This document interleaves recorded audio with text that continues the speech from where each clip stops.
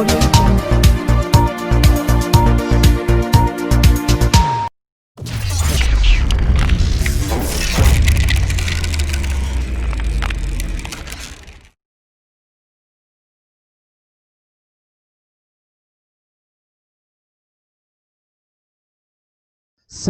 warahmatullahi wabarakatuh.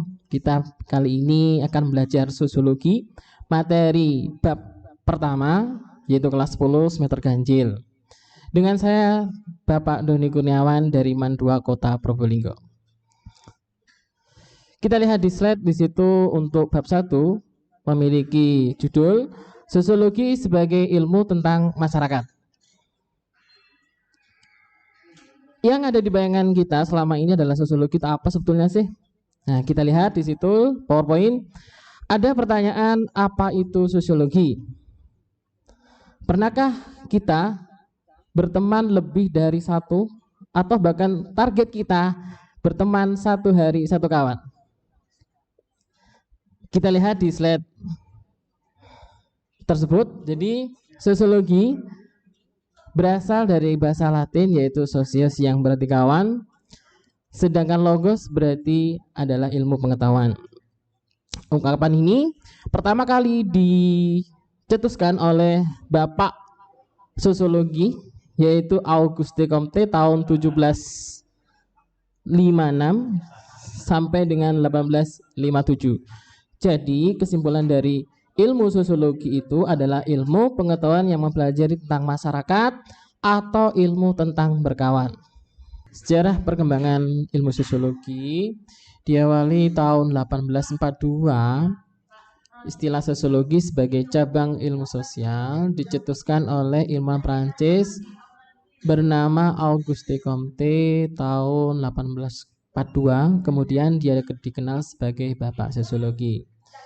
Kemudian Emile Durkheim, ilmuwan sosial Prancis, berhasil melembagakan sosiologi sebagai disiplin akademis.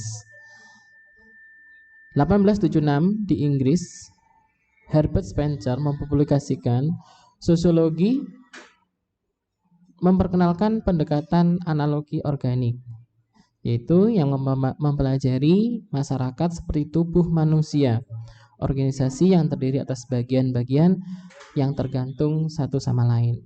Karl Marx memperkenalkan pendekatan materialistis dialektis yang menganggap bahwa konflik antar kelas-kelas sosial menjadi intisari perubahan dari perkembangan masyarakat. Max Weber memperkenalkan pendekatan Verstehen atau pemahaman tentang nilai, kepercayaan, tujuan, dan sikap yang menjadi penuntun perilaku manusia. Sosiologi sebagai ilmu pengetahuan. Jadi di sini dikatakan sosiologi itu adalah ilmu yang berdiri sendiri. Ilmu pengetahuan kita ketahui bahwa untuk definisinya adalah suatu kerangka pengetahuan yang tersusun serta teruji kebenarannya dan diperoleh melalui suatu penelitian ilmiah. Di sini sosiologi selalu mengaitkan dengan penelitian ilmiah. Pengetahuan adalah kesan yang timbul dalam pikiran manusia sebagai hasil dari penggunaan panca indera. Sosiologi termasuk ilmu pengetahuan sosial karena pengetahuan ini tersusun dan teruji didasarkan pada penelitian ilmiah dan kesimpulannya pada bukti-bukti ilmiah. Secara umum ada 4 kelompok ilmu pengetahuan ditinjau dari objeknya yaitu sebagai berikut: matematika, pengetahuan alam, ilmu sosial, dan kelompok budaya. Kamu analisis di sini sosiologi masuk yang mana?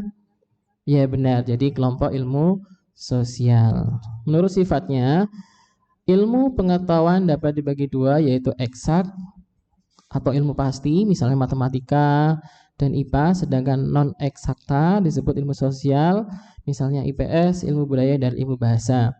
Dari sudut penerapan, ilmu pengetahuan dapat dibedakan sebagai berikut: murni dan terapan. Murni di sini adalah mempunyai arti membentuk dan mengembangkan ilmu secara abstrak untuk mempertinggi mutunya tanpa menggunakan dalam masyarakat. Sedangkan pengetahuan terapan yaitu untuk mempergunakan dan menerapkan di dalam kehidupan masyarakat. Konsep dasar sosiologi di sini ada beberapa poin yang harus kita pelajari. Berbicara mengenai konsep dasar sosiologi, ada dua pengertian dasar, yaitu sosiologi sebagai pengetahuan dan metode. Pengetahuan sendiri yaitu mengenai kajian masyarakat dan kebudayaan yang disusun secara sistematis dan logis. Sedangkan metode, cara berpikirnya manusia atau masyarakat untuk mengungkapkan realitas sosial dalam masyarakat. Di sini kita bahas tentang definisi sosiologi. Menurut beberapa ahli, saya menggunakan dua tokoh. Yang pertama dari luar dan kedua dari tokoh kita sendiri. Yang pertama dari tokoh luar, ada namanya Rothschild and Warren, mengemukakan bahwa sosiologi adalah ilmu yang mempelajari hubungan manusia dalam kelompok. Misalnya seperti RT, RW, dusun, dan dalam skala luas yaitu negara. Sela Sumarjan dan Soleman Sumardi mengemukakan bahwa sosiologi adalah ilmu yang mempelajari struktur sosial, proses sosial, dan perubahan sosial. Sifat hakikat sosiologi di sini ada 3, yaitu sosiologi sudah jelas di sini termasuk dari rumpun ilmu sosial, bukan ilmu pengetahuan alam maupun ilmu keharmonian. 2, sosiologi merupakan ilmu pengetahuan yang kategoris, artinya membatasi diri dengan apa yang terjadi dan bukan apa yang seharusnya terjadi. 3, sosiologi merupakan ilmu pengetahuan murni, pure science, bukan ilmu pengetahuan terapan atau applied science. Sosiologi merupakan ilmu pengetahuan yang abstrak. Sosiologi bertujuan menghasilkan pengertian dan pola-pola umum. Sosiologi merupakan ilmu pengetahuan yang rasional. Sosiologi merupakan ilmu pengetahuan umum. Objek studi sosiologi di sini ada 2, yaitu masyarakat dan interaksi sosialnya. Ciri sosiologi itu ada 4 yang kita pelajari. Pertama, sosiologi bersifat empiris karena didasarkan pada pengamatan atau observasi terhadap kenyataan-kenyataan sosial, dan hasilnya tidak bersifat spekulatif atau acak-acakan. Yang kedua, sosiologi bersifat teoritis, artinya sosiologi selalu berusaha untuk menyusun kesimpulan dari hasil-hasil observasi untuk menghasilkan teori keilmuan. Kumulatif artinya di sini adalah teori dalam sosiologi dibentuk atas dasar teori yang sudah ada sebelumnya, kemudian diperbaiki, diperluas, serta diperdalam. Yang keempat, sosiologi bersifat non-etis, artinya sosiologi tidak mempersoalkan baik buruknya fakta, tetapi yang lebih penting adalah menjelaskan fakta tersebut secara analitis dan apa adanya. Kalian tahu manfaat ilmu sosiologi? Di sini cuma ada 4. Yang pertama sebagai perencanaan sosial, yaitu mempersiapkan masa depan kehidupan masyarakat secara ilmiah, bertujuan mengatasi berbagai hambatan, meliputi 4 poin, yaitu perkembangan budaya, hubungan manusia dengan alam, disiplin ilmu yang objektif, dan perencanaan sosial sosiologis. Kedua, manfaat sebagai penelitian sosial. Apa yang diteliti di sini adalah kata, kode, serta istilah yang digunakan masyarakat sebagai penelitian empiris, pemahaman terhadap pola, kemampuan mempertimbangkan fenomena sosial, kemampuan melihat kecenderungan, kehati-hatian dalam menjaga pemikiran yang rasional. 3, sebagai pembangunan, yaitu kita ketahui pembangunan di sini merupakan suatu proses perubahan di segala bidang kehidupan yang dilakukan secara sengaja berdasarkan suatu rencana tertentu. Yang kedua, proses pembangunan ditujukan untuk meningkatkan taraf hidup rakyat.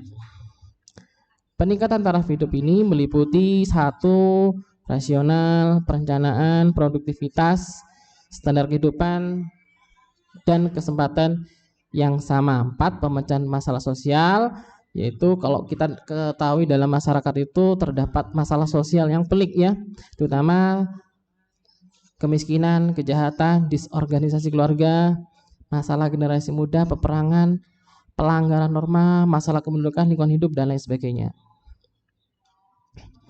Di dalam sosiologi ada satu cara untuk pengambilan metode penelitian sosiologi. Yang pertama statistik, yaitu dengan cara memakai hubungan atau pengaruh kausalitas.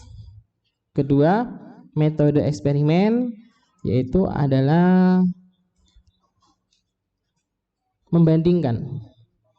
Metode induktif digunakan untuk memperoleh kaidah umum dengan mempelajari gejala yang khusus. Deduktif mempelajari gejala umum. Studi khusus yaitu melakukan penelitian terhadap peristiwa tertentu, misal buruh menuntut kenaikan gaji, protes kenaikan BBM. Survei, partisipasi empiris realistis, fungsi dan studi pustaka merupakan keseluruhan dari metode penelitian yang ada di dalam sosiologi. Sekarang kita bahas untuk hubungan antara berbagai konsep realitas sosial budaya. Masyarakat dan budaya itu ibarat dua sisi mata uang yang tidak dapat dipisahkan. Budaya adalah sesuatu yang dipelajari, sedangkan masyarakat akan menghasilkan budaya selanjutnya akan dipakai sebagai sarana penyelenggaraan kehidupan bersama.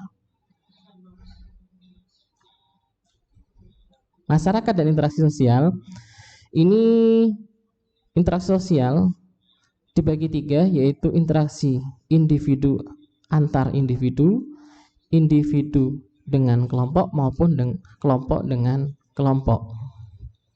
Status dan peranan. Status di sini adalah posisi seseorang di tengah masyarakat, sedangkan peranan adalah orang yang sudah berperan dalam masyarakat.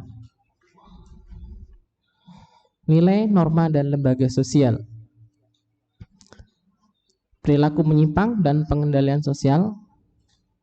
Perilaku menyimpang yaitu perilaku yang tidak sesuai dengan nilai dan norma.